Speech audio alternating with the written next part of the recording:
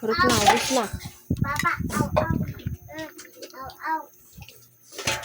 Gising sa Napay, mahablang ka, anong tong kuha ng kutsilyo? Wala lagi kay go.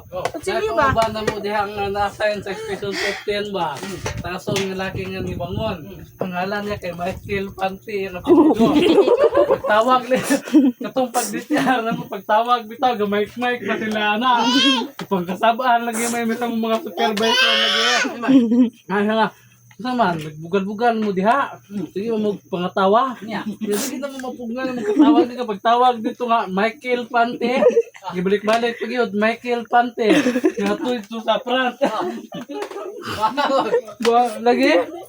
Panty gitu to. Ang Pante man gud apelyidoin ko. Ay, sa exit sa pamangkin sa exit. Tawagan mo nilang hatagan nila og katong kuan go DTR. Bayilin ko to. Tawag mo perte na mong pangatawag mayo. Pagkatabaan gud mi gud.